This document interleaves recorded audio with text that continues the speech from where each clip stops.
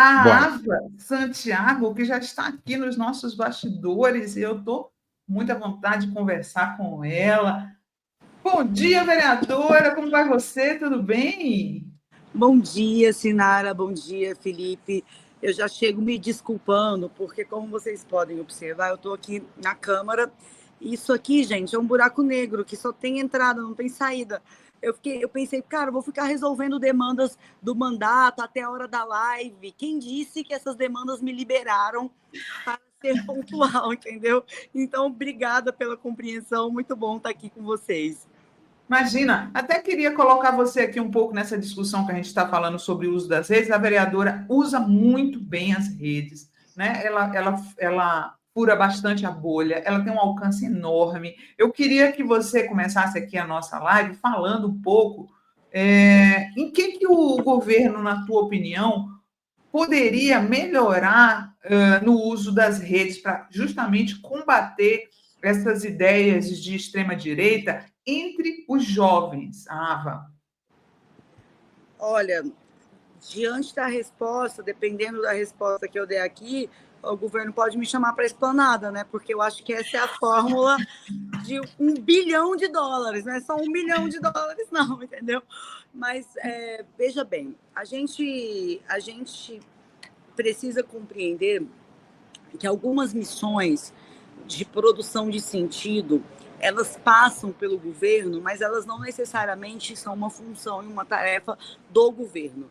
Eu acho que é muito importante estar aqui com vocês nesse espaço, conversando com um monte de gente que pode contribuir nessa jornada de produção de sentido, de alcance de pessoas, de mobilização de fatos e de histórias que se contam sobre os fatos. Porque muitas vezes a gente questionou o governo, e o governo é fundamental, mas ele tem uma função mais urgente que comunicar, que é governar. E ele comunica a partir do que governa. E se ele falha no que ele comunica a partir do que ele governa, aí ele retroalimenta uma crise. Eu não sei se eu estou me fazendo assim compreender, porque é bastante complexo mesmo essa arena de possibilidades. Mas eu acho que a primeira coisa e a mais urgente que se compreenda é que o tempo passou. Nós não estamos mais no Lula 1, nós não estamos mais no Lula 2, nós não temos mais aquele cenário de país e de mundo. Né? A gente tem um outro mundo com uma nova forma de significar as coisas. Esses dias eu passei por uma experiência até engraçada, assim, porque eu fui tomar café numa padaria e tinha uma senhora na mesa do meu lado e eu olhei, peço perdão, admito, sou a fofoqueira que olha a conversa do Zap das pessoas no ônibus, na padaria, admito a minha humanidade aqui de maneira visceral. E essa senhora estava repostando um tweet de uma dessas páginas de extrema-direita, essa senhora tem Twitter, estava repostando sobre o Daniel Silveira. E aí eu voltei para minha mesa, estava meu marido, uns amigos, eu falei, gente, eu acabei de ver a milícia digital que é de carne e osso, porque muitas vezes, quando essas pessoas me interpelam, por exemplo, no Twitter, com aquele @, sei lá, Teresina2489, tarará, eu penso que é um fake, eu penso que é um robô, mas não é um robô, é uma pessoa. É uma pessoa de verdade, eles existem. Esse é o primeiro ponto. A gente não pode partir do pressuposto equivocado de que são robôs, de que é uma milícia digital falsa, que não existe. Tem pessoas ali produzindo sentido. Era uma senhora que não mora numa região nobre da cidade, mora no baixo centro da cidade, que é onde eu moro, que estava na mesma padaria que eu, que é uma padaria de classe média baixa, repostando uma página de extrema-direita com um vídeo sobre o Daniel Silveira. Esse é um ponto importante. Por quê? Porque o mundo mudou. E essas pessoas, elas existem. Elas não são uma invenção da internet. Então, a gente precisa de estratégias para se comunicar na internet partindo do pressuposto de que são pessoas reais. Esse é um ponto. Segundo ponto, a gente precisa entender que parte dessas pessoas, na minha avaliação, eles estão no jogo para serem convencidos. Então, não necessariamente eles são nossos inimigos de maneira irreversível.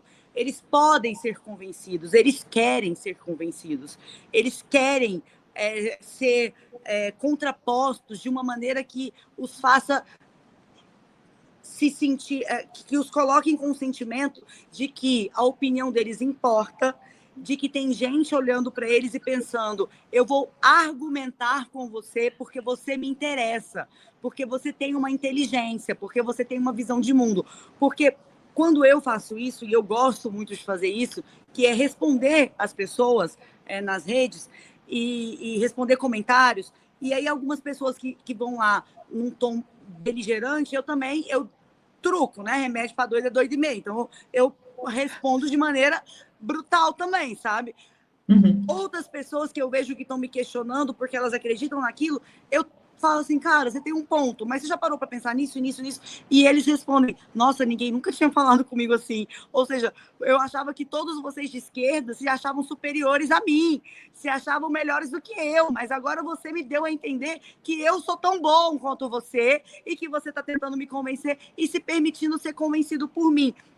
Eu estou dizendo, trazendo exemplos muito pontuais para pensar o macro, que é o governo, institucionalmente, ele não é adversário e nem babá de nenhum dos brasileiros. Ele produz fatos e, a partir desses fatos, ele precisa de estratégias que façam com que as pessoas se sintam parte do processo de convencimento acerca desses fatos. Eu começaria por aí. Uhum. Ótimo. Felipe. Como é que você faz isso em termos de linguagem, Ava? Como é que você faz isso em termos de linguagem? Que são sempre dois conceitos que eu venho falando aqui e eu pergunto para as pessoas. Em termos de linguagem, em termos de velocidade com relação ao teu mandato. Bom, a primeira coisa que eu peço licença para começar a partir da minha experiência de mandato. Eu sou uma vereadora, né? Então, eu preciso falar das questões comezinhas que me movem, que é a vida cotidiana, a trivialidade de um município, que são gigantes.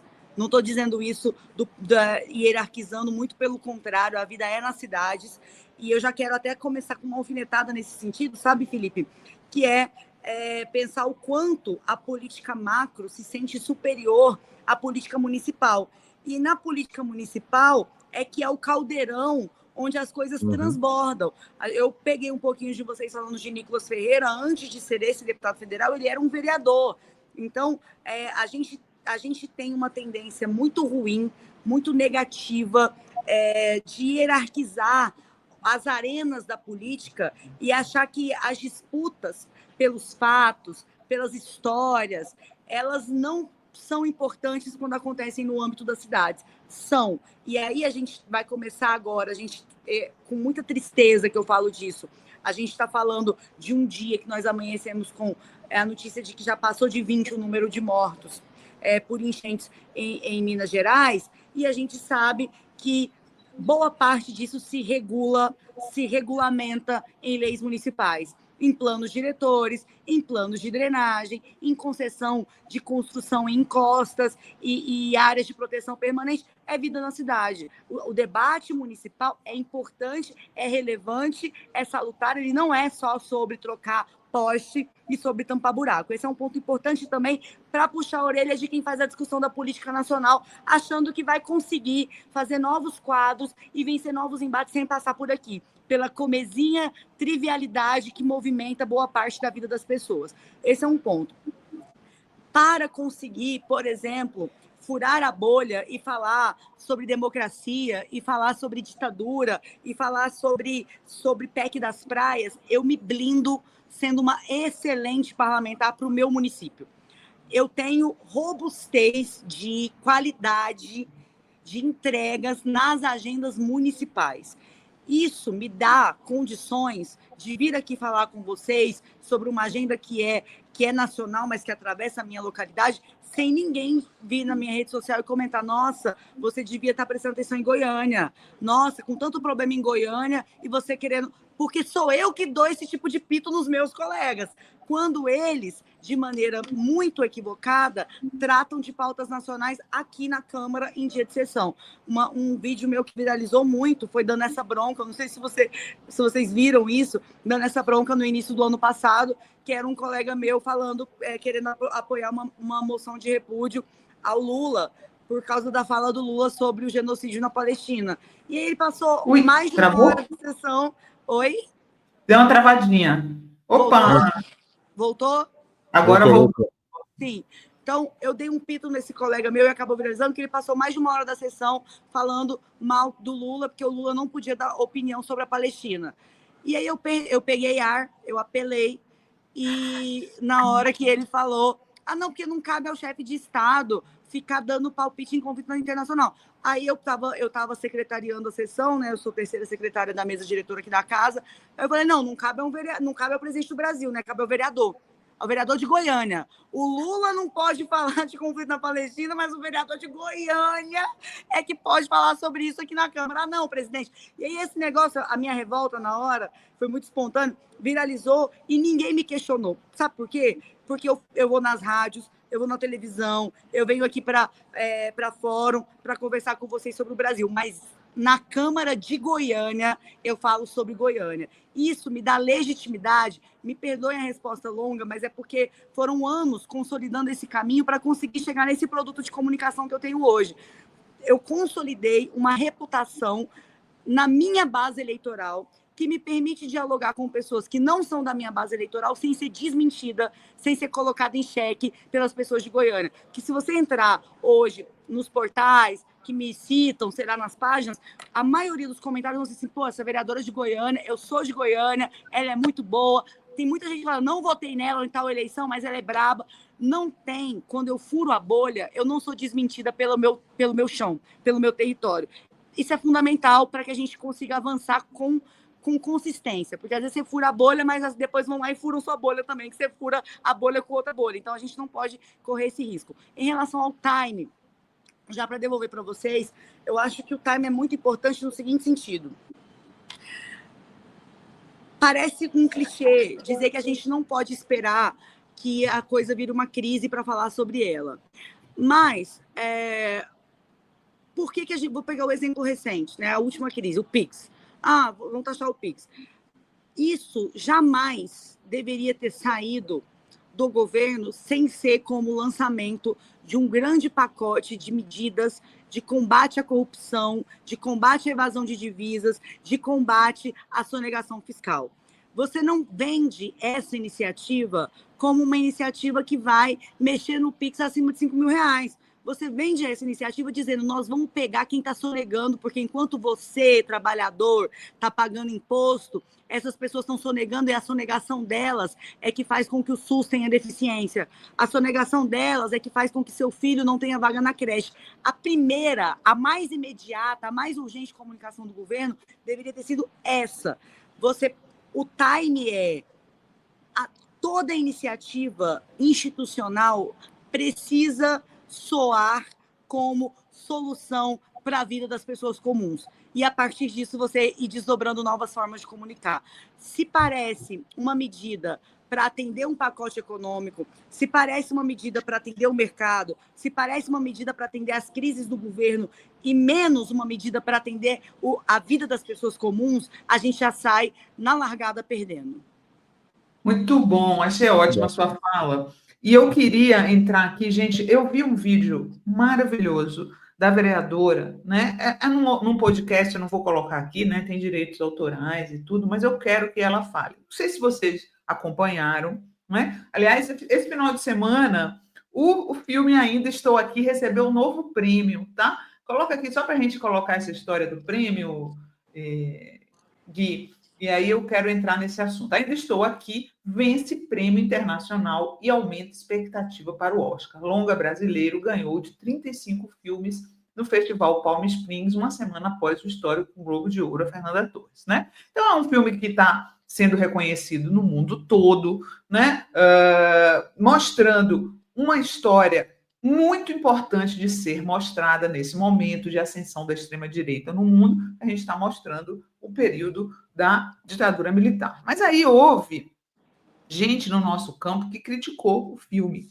E a vereadora, ela rebateu os argumentos do Chavoso da USP, que é um influenciador, né, comunista, onde ele fala, né, dizendo que não gostou do filme, porque o filme, para a maioria da população, vou colocar aqui em linhas gerais o que ele diz, tá? Para a maioria da população negra e pobre do Brasil, a violência policial e a repressão continuam sendo uma realidade, mesmo depois do fim da ditadura, né? Ele usa como exemplo os casos recentes de violência policial que vem acontecendo. Ele tem razão nas críticas dele, obviamente que a polícia mantém práticas de tortura e repressão da época da ditadura, né? Mas aí tira, de certa forma, a legitimidade do filme, dizendo que ele retrata uma família burguesa da época da ditadura, como se a ditadura não tivesse, gente, simplesmente entrado na casa de uma pessoa, um ex-deputado, que tinha feito um discurso super importante em 64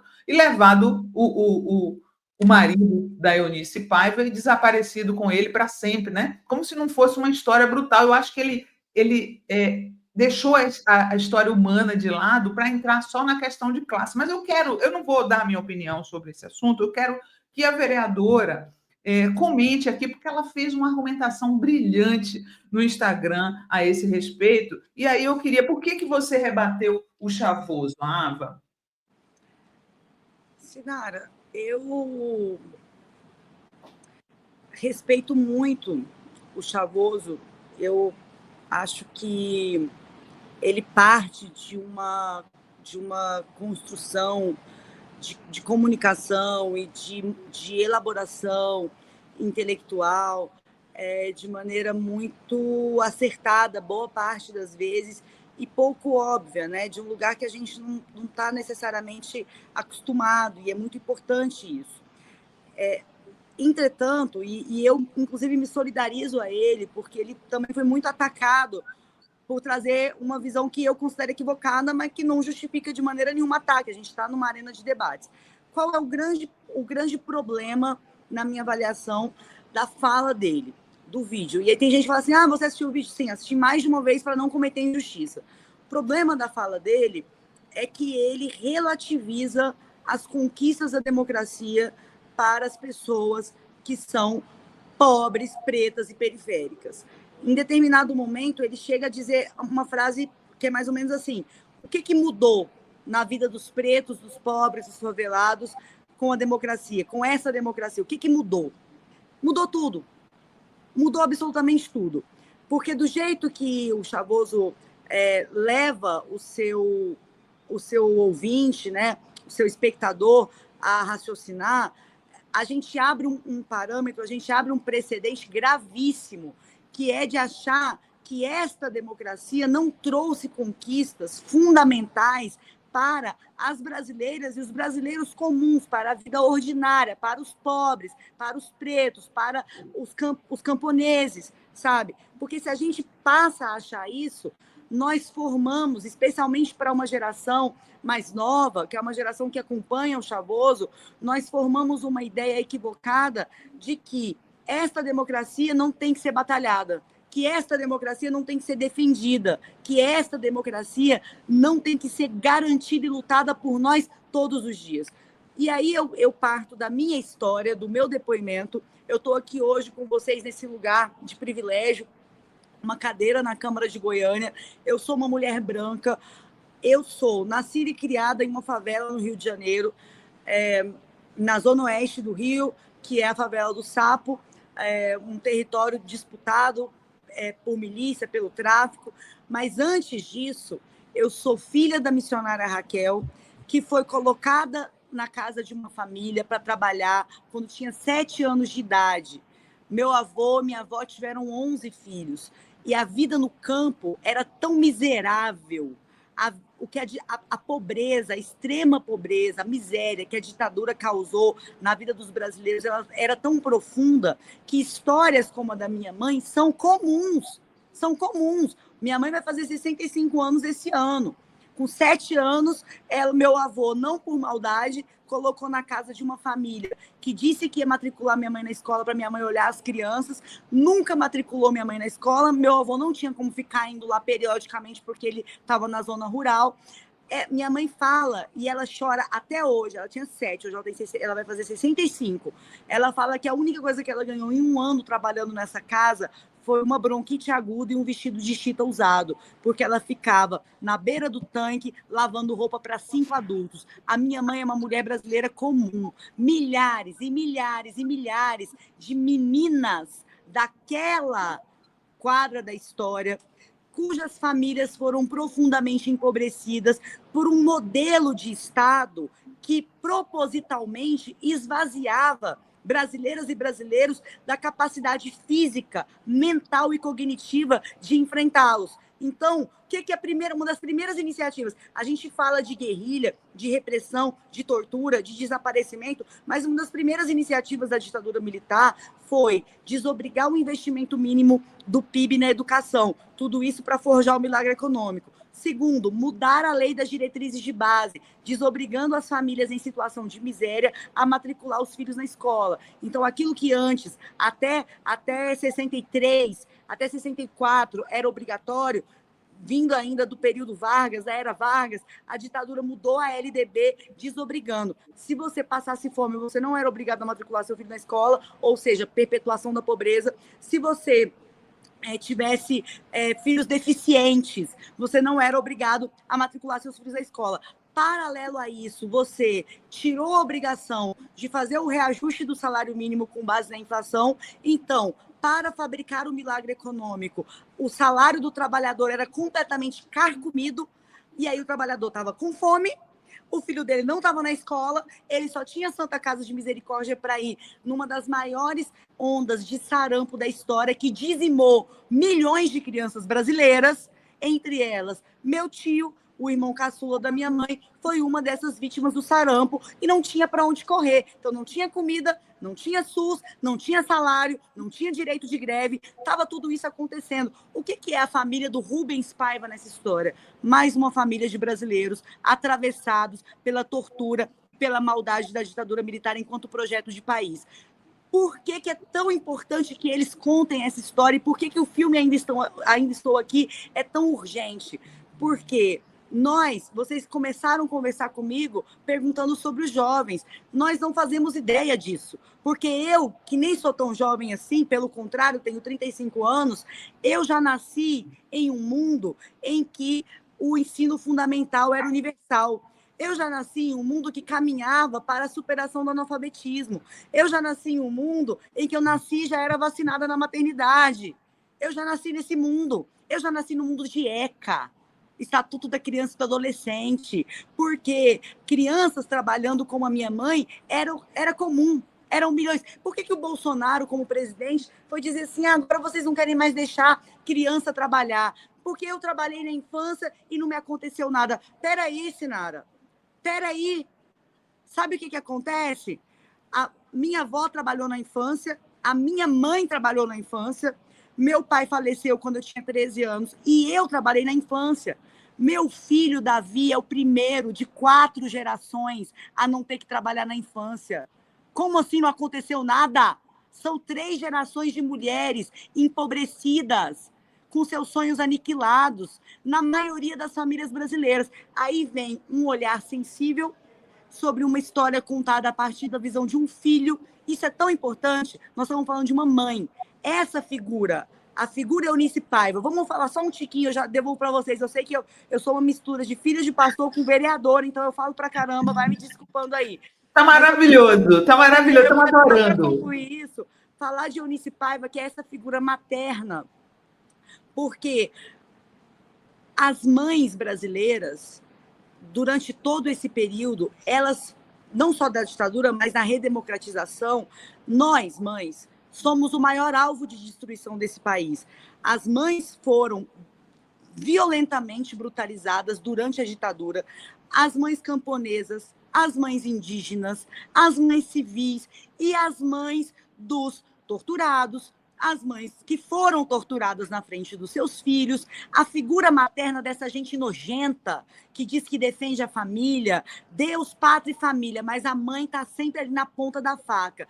Nós chegamos hoje, em 2025, em um cenário em que 50% das mulheres ainda são demitidas depois da licença maternidade, em que boa parte das crianças que passam fome nesse país está em famílias chefiadas por mulheres. Então, você resgatar a figura e a resiliência de uma mãe como Eunice Paiva, nesse momento, para ajudar a refletir sobre os Brasis que não estão contados na história da família Paiva, mas que as dores se encontram nessas esquinas que foram bombardeadas pela ditadura. Então, quando a gente pega uma crítica, e a gente tem que criticar essa democracia que ainda hoje opera a partir das raízes da ditadura, sim, mas a fome de hoje é resultado da ditadura e da escravidão. A violência policial de hoje é resultado da ditadura. Então, a gente não vai conseguir fazer esse debate proposto pelo Chavoso com honestidade histórica e com urgência intelectual se a gente fizer isso relativizando as dores da família Paiva, que são atravessadas e atravessam as dores de todas as famílias comuns, porque era, como eu disse e repito, não era a esquerda contra a ditadura, era a ditadura contra os brasileiros, contra todos os brasileiros, com exceção daqueles que lucraram com ela. Essa fala é maravilhosa, Ava, porque essa fala contextualiza tudo aquilo que a gente tenta passar aqui, principalmente, eu vou pegar um gancho no que você disse, por uma parte da juventude que já nasceu na democracia, como você mencionou, e que não tem ideia do que esse país viveu. Então, parece banal, né? Parece banal, parece que a democracia se consegue assim, ó, com facilidade, que ela não teve que ser forjada na luta, que ela não teve que ser forjada por diversos Rubens Paivas, né? Por muitos e muitos que pereceram pela violência militar. E aí, a gente volta ao começo do programa, era essa pergunta que eu queria encaminhar a você. Eu dou aula no primeiro período de universidade, faço sempre questão de dar aula no primeiro período. Não me interessa muito mais pelo primeiro período do que dar aula no mestrado, no doutorado, orientar tese, porque ali eu estou vendo a transição, Ava. Eu estou vendo a transição de uma juventude. Eu sou há 20 anos professor da Federal Fluminense. Uma juventude que se interessava pelo coletivismo, que vinha carregada de sonhos, de utopias, vem sendo substituída por uma juventude carregada de medos, influenciada por uma sociedade falocêntrica, tendo Nicolas, que eu mencionava antes, como ídolo, tirando foto com ele, como eu mencionei, num evento do pé de meia no Palácio do Planalto, que é inacreditável. E eu estava conversando com a Sinara que eu defendo que a gente não ataque, que a gente tem que contextualizar, tem que ser afetuoso, né? Tem que mostrar que esse não é um caminho, que não é falta de testosterona, como a gente estava mencionando antes, é outro caminho. E você, como é uma grande comunicadora, e como você utiliza muito bem as redes sociais, eu queria ouvir de você um pouco sobre isso, né? A maneira como você aborda essa juventude masculina, principalmente, né? Que é influenciada por essa sociedade, esses líderes, aspas, falocêntricos, que vendem essa ideia. É quase que um sequestro semiótico, um sequestro da cognição, né? Como é que você aborda a juventude assim, nesse contexto, Ava? Olha, eu preciso dizer que essa expressão que você cunha aqui de sequestro semiótico, ela é brilhante, ela é formidável, porque a gente também tá, e eu tenho batido muito nessa tecla, às vezes eu faço em tom de brincadeira, mas é sério, da crise estética. E a crise estética, ela faz parte, né, desse sequestro semiótico. A pessoa acha que ela é patriota botando lá no perfil dela aquela coisa cafona e horrorosa daquele olho verde e amarelo com uma lágrima escorrendo em verde e amarelo, junto com uma bandeira de Israel, quer dizer, um negócio que não faz o menor sentido. É uma crise estética, cognitiva e semiótica. E a gente pode virar esse jogo, a gente pode, mas a gente, para isso, precisa, que foi um pouquinho do que eu disse no início, não perder de vista a humanidade, o traço de humanidade que existe em cada uma dessas pessoas, por mais que elas nos tirem do sério, por mais que pareça que a gente não concorda com elas em nada, por mais que pareça que a gente não tem nenhum caminho para construir consenso. Eu trago, mais uma vez, o meu exemplo local aqui. Eu fui líder da oposição ao prefeito aqui por 4 anos, e ele vetava todos os meus projetos, e eu conseguia derrubar todos os vetos no painel eletrônico com votos da base. E aí, muita gente me pergunta isso: meu Deus, como é que você consegue isso? Que vereadores da base não conseguem derrubar veto e você da oposição consegue. Tudo que é no campo institucional, eu faço para ajudar os meus colegas. Então, por exemplo, eu presido 2 comissões na casa e sou membro da mesa diretora. Eu não sento em pauta de projeto de colega, eu não fico espezinhando colega, eu não... o colega fala assim, assina isso aqui para mim, porque eu preciso aprovar uma homenagem para um pastor que é da minha base eleitoral. É da base eleitoral do cara, é legislativo, eu vou ficar de pirraça? Não, eu assino.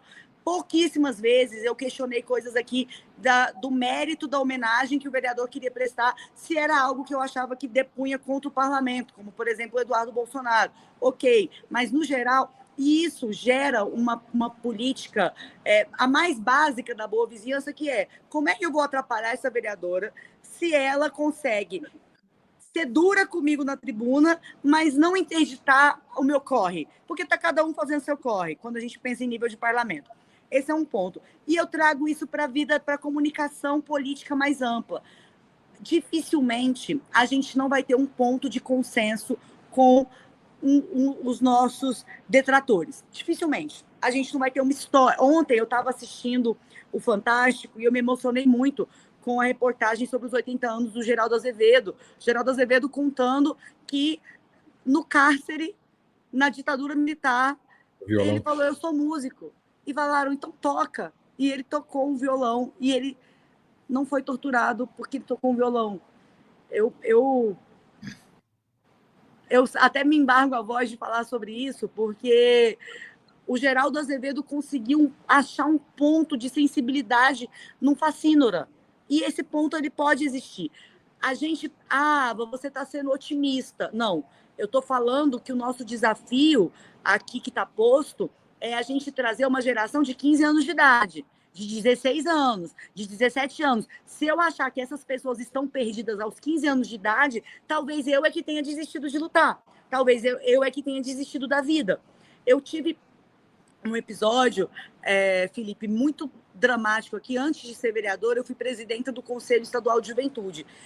Eu atuo com comunicação em direitos há mais de 10 anos. Eu já palestrei pelo menos 3 vezes em todas as escolas estaduais e municipais de Goiás.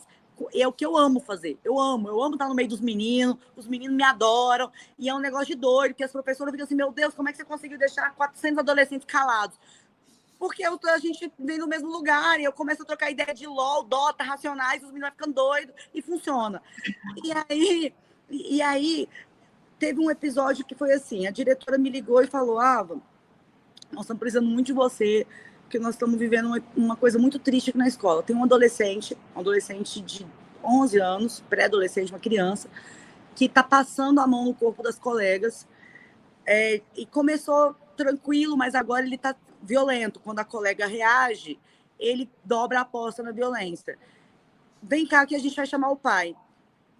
Fui. Quando o pai chegou, Sinara, Felipe, o pai falou para a gente, para mim, para o conselheiro tutelar e para a diretora da escola: vocês estão me chamando aqui para isso? Eu estou criando meu filho para isso mesmo. É para ser macho, não estou criando meu filho para ser marica. Eu estou criando meu filho para gostar de mulher. O pai... A gente não tinha entendido por que aquele garoto tinha ficado tão indignado pela punição que tomou. Mas é porque na cabeça dele, ele estava dando orgulho para o pai dele. Então, nós estávamos disputando no âmbito o espaço semiótico do pai. Com o que o pai dizia que era ser homem. E aí nós estamos falando de um país que o pai espancou o João Pedro porque o João Pedro gostava de lavar louça. E espancou até a morte. A gente está falando de um país que o outro pai bateu num filho de 13 anos com um pedaço de pau porque o menino ia para a casa da avó, a avó era costureira, e ele achou que era muito legal aquilo que aquela mulher que ele amava, que a avó fazia, ele queria fazer aquilo também. Ele foi espancado. Isso acontece todos os dias. Então, como é que eu vou dizer para esse menino, não, você não tem que ser homem como seu pai quer. Você tem que ser homem como eu quero. Então, eu vou contribuir com a desumanização desse adolescente? Eu não vou. Eu preciso partir do pressuposto de que esse adolescente está inserido numa série de contextos que a gente precisa disputar. Não a predominância sobre ele, mas sobre o contexto que o forjou. Essa, para mim, é a grande chave de virada das coisas. Porque na hora que eu viro para um menino e eu não quero fazer com que os coleguinhas dele ouçam uma resposta que eu dei para ele e fiquem assim, vixe, tá vendo? Você é um otário. Não, eu não quero isso. Eu quero que os colegas dele ouçam a resposta que eu dei para ele e ele também ouça essa resposta e pensa, eu sou gente também para ela. O que ela vê um pouco de razão no que eu estou dizendo. Então, você tem toda a razão quando você diz que a gente precisa conectar pontos que nos tornem semelhantes para que a gente consiga fazer com que essas pessoas enxerguem que eles são muito mais parecidos conosco do que com seus ídolos. Isso é fundamental, fundamental. Quando eu fiz o debate, eu liderei aqui a Frente Goiana contra a Redução da Maioridade Penal. E já estava acontecendo em 2015 o recrudescimento das juventudes periféricas à direita. É que muita gente não estava ligada nisso, a gente estava preocupado com outras coisas. Mas como eu estava no chão da escola, eu já estava vendo isso, que era um menino pobre, fudido, que pegava estrada até sem asfalto para ir para a escola, que comia na escola, mas era a favor da redução da maioridade penal. Esse menino, esse adolescente de 14 anos, de 15 anos, isso lá em 2015. Como a gente deixou esse ovo ser chocado, 10 anos depois, agora a gente está buscando caminhos para isso. Mas a gente teve na história recente do Brasil episódios que apontam muito para o que a gente está vivendo hoje. E aí eu conto da história do meu primo Jonatas. Meu primo levou um tiro na porta da igreja saindo do culto, no Rio. Não sei se você conhece, é professor da Federal Fluminense, conhece Santíssimo? Sim, claro. Eu sou de Santíssimo, né? Meu pai era pastor da Assembleia de Deus de Santíssimo, meu tio pastor da Assembleia de Deus da Vila Kennedy, que é pertinho ali de Santíssimo, 15 minutinhos de carro. E aí a gente saindo do culto, meu primo Jonatas tomou um tiro. Ele tinha 16 anos, eu tinha 12. Foi esse o motivo que fez a minha família vir para Goiás. Ele com uma bala alojada no crânio, meu tio pegou esse menino, botou na garupa da moto, porque não tinha carro, e foi atrás de achar leito da UTI. Não tinha no hospital de Campo Grande, não tinha em Bangu, não tinha em Realengo. Só foi conseguir achar leito de UTI para o Jonatas no centro do Rio de Janeiro, horas depois daquela bala alojada no crânio. O Jonatas não resistiu e faleceu. Eu chego num auditório com 300 meninos e pergunto para eles, que moral essa classe política que nasceu em berço de ouro, é todo mundo herdeiro, que moral que eles têm para dizer que meu primo era bandido? Ou para dizer que vocês, quando tem um tênis novo, são bandidos? Ou para dizer que vocês, quando só querem ter um videogame, são vagabundos? Qual moral? Quando eu falo isso, o menino que estava defendendo a redução da maioridade penal vira para mim e fala nenhuma, porque aí a gente vira o jogo. Não é mais a direita contra a esquerda, somos nós, os filhos do povo contra os herdeiros. Aí a gente começa a dar o tom que a gente quer. Massa. Ô, vereadora, que pena. A gente já está chegando aqui ao final da nossa entrevista. Ó, o pessoal adorando aqui. A Miron Silva falando, vereadora, Vossa Senhoria é maravilhosa. Deus te abençoe sempre. Amém. Sou de Goiânia, Goiás. Gaúcha lusitana, pelas barbas das deusas. Onde eu andava que não conhecia essa mulher fantabulástica? Amei. Uma última perguntinha aqui para você se despedir. PSDB, é verdade? É verdade esse bilhete? Olha, se não me levar mal, eu vou fazer uma piada que eu sempre faço, que eu tenho medo de beber água e tem uma pessoa 3 horas da manhã lá na minha cozinha. Mas por que o PSDB? Porque essa é a pergunta que eu mais ouço nos últimos 15 anos. E é papo para uma outra live, mas respondendo. Sim, é verdade. Eu sou filiada ao PSDB desde a adolescência, porque era o campo que eu encontrei aqui, vindo de escola pública, sem pai, toda arrebentada. O campo que eu encontrei aqui para fazer política pública de juventude, que é o início da minha trajetória. E por que eu permaneço? Tem muita gente que me pergunta isso. porque os partidos políticos precisam ser disputados por dentro. A gente vê, não existe nenhum partido político que seja de consenso, que não tenha treta, que não tenha diferença na visão de mundo. Aí por exemplo, eu era presidenta do PSTB aqui na eleição de 22. Foi o único diretório do PSTB no Brasil que apoiou o Lula nos dois turnos. Então, eu vou pegar uma estrutura desse tamanho, que tem 200 milhões de reais de fundo eleitoral, e vou deixar só para os meus inimigos? Claro que não. Esse lugar tem que ser disputado, a gente tem que batalhar essas estruturas. Porque eu poderia também sair, né? Sair, tipo, sei lá, fundar um partido, as pessoas dizem, mas isso é meio egocêntrico, né? Na minha avaliação. Então, eu vou ficar fundando partido, eu vou fundar religião, porque nenhuma instituição vai se adequar a mim totalmente. Então, o jeito é disputá-la por dentro e trazê-la para o meu campo. Olha aí, deixa eu só ler aqui nas últimas de Yara Marinho, é simplesmente maravilhosa. Jamile Grilo, a Ava, você é necessária. Ana Gondinha, a Ava, pelo amor de Deus, saia senadora. Alexandre Costa, a Ava é top demais. É isso aí. Muito lindos, obrigada. Gente, eu brinco sempre aqui, né? O pessoal falava, por que você não é candidata a prefeita agora nessa última eleição? Aí eu falava, você é fã ou hater? Porque você quer que eu resolva esses problemas? Então, assim, eu amo quando as pessoas falam, você tem que ser senadora, mas eu fico pensando, caramba, elas querem que eu fique lá discutindo com o Cleitinho, com o Flávio Bolsonaro, eu acho que elas não gostam de mim, não. Obrigada, gente. Obrigada, querida. Volte sempre. Foi uma maravilha a sua entrevista, viu? Valeu, até a próxima. Me chamem de novo que eu venho. Beijão. Beijo, Ava. Beijo, tchau, tchau. Olha, Felipe. Muito bom, né? Muito bom. Ava tá precisando ouvir a Ava, hein? A Ava é sensacional, é sensacional. E ela falando que não querem o mal dela para ter que discutir com o Bolsonaro.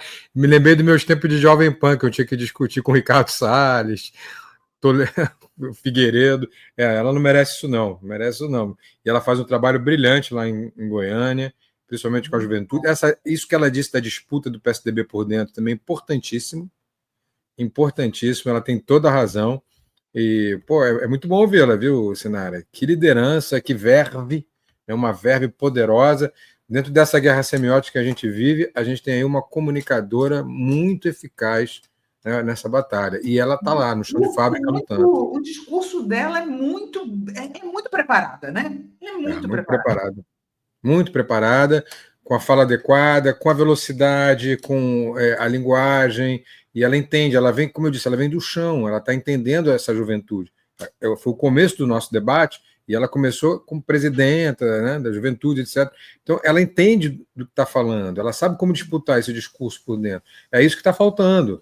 É isso que faltou naquela cerimônia lá em que o Nicolas foi tietado dentro do Palácio do Planalto, porque o Nicolas está disputando um campo e ninguém vai lá disputar com ele. Faltam mais Avas Santiago no Brasil e a gente precisa delas.